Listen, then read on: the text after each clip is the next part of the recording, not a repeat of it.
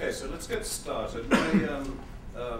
As Evelyn mentioned, my goal during the time that I'll be talking to you is to give you some background about the issue of minority languages around the world, a kind of global picture.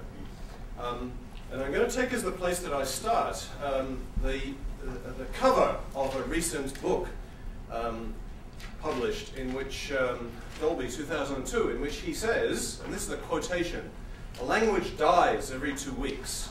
What are we going to do about it?" It's a fairly dramatic statement to make, that languages are disappearing so rapidly.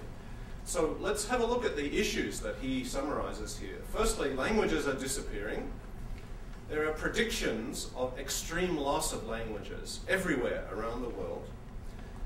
I want to then have a look at some possible responses to that situation. And if we have time towards the end, I'll give you an example of a case study, a project that I have been involved in, looking at revitalizing language, and then sum up some of the experiences that we have accumulated over the last 20 years or so. If we look at the languages around the world, there's a very skewed distribution. The top 10 languages are the ones that you see up there on the screen, and they have hundreds of millions of speakers. At the top, Mandarin Chinese. Please do not believe that these numbers are anything like exact. They're meant to give you a kind of ballpark idea of the rough areas.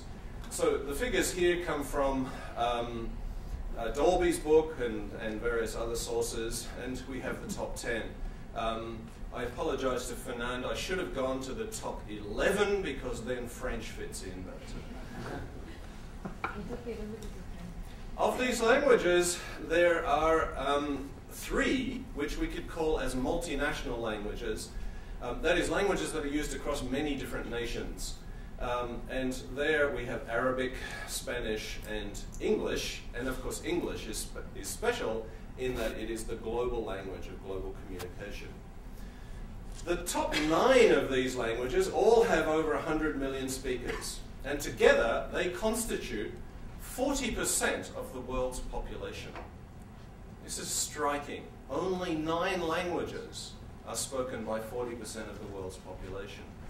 The top 20 have more than half the world's population. So what we have is a very small number of very large languages, with the majority of the world's population only speaking 20 languages. This is a figure that, the sort of aphorism that David Crystal popularized. 4% of the world's languages are spoken by 96% of the world's population.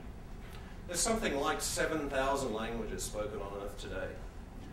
And only 4% of those, that's about 250 or so, is spoken by 96% of the world's population. That means 96% of the world's linguistic diversity is in the hands of just 4% of its population. These are typically small communities living in isolated locations in places like Papua New Guinea or the Pacific or South America.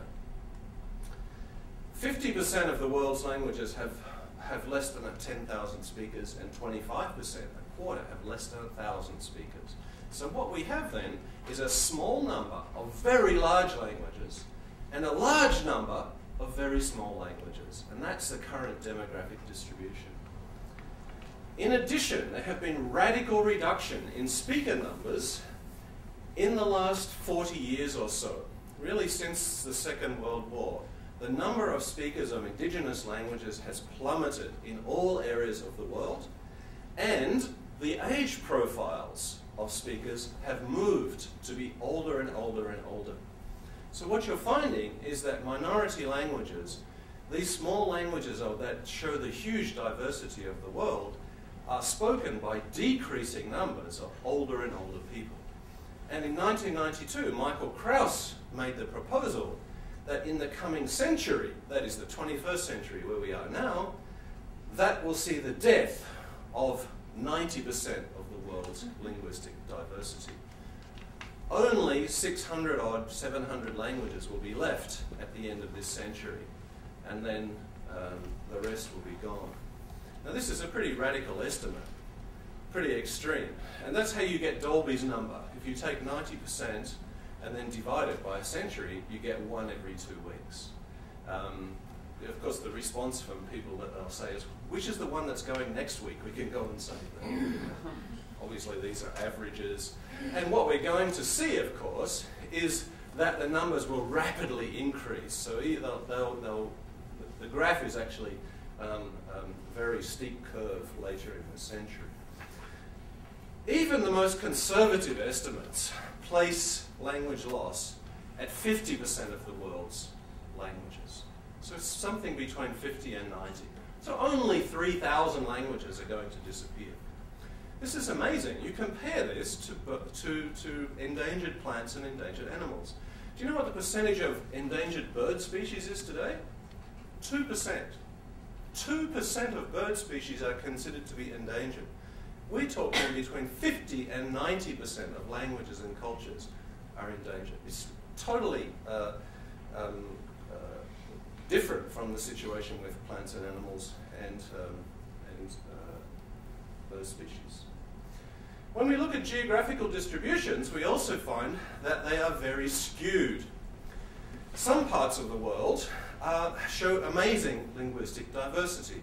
And here we see Africa and Asia at the top, and Europe very far behind in terms of the number of different languages that are spoken. And you can see the speaker numbers there. Again, these figures are rough. So what this shows us then is that the greatest diversity is in Africa, South and Southeast Asia, followed by Papua New Guinea, a single island with 3 million people that speaks over 1,000 languages. So amazing diversity in a place like Papua New Guinea, and then North America and Europe down at the end. Languages can be classified into groups, into families. So most of the languages of Europe belong to a single family. In fact, the languages of Europe and through to Iran, to Afghanistan, to Asia, to India and Pakistan, belong to a single family called the Indo-European family. So English and Hindi are related ancestrally. If we look at how many families there are in the world, this is the picture that emerges. South America has 93 different families. Amazing diversity in terms of different, wildly different languages. So you can go a very short distance up the Amazon and find languages that are totally, totally different from one another. North America has 50. Papua New Guinea, I said 40 plus. The reason is we simply don't know for many Papua New Guinean languages how they should be grouped or classified because we don't know enough about them. And then finally down to Europe, again at the bottom, and the Pacific. So again, this is you can see the amazing distributions in terms of massive diversity in the Americas and in Papua New Guinea again, and decreasing diversity in the other parts of the world. When we look at communities, speaker communities, we can see that there are a number of factors involved that can give us a picture of an individual community. The first of these is intergenerational language transmission. That's just a fancy way of saying, are children learning this language?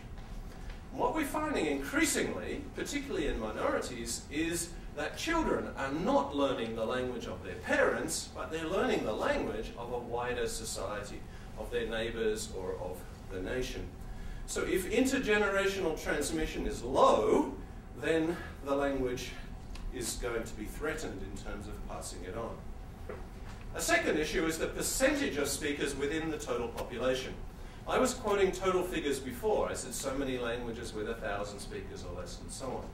What's really important is the proportion of a community who speak the language.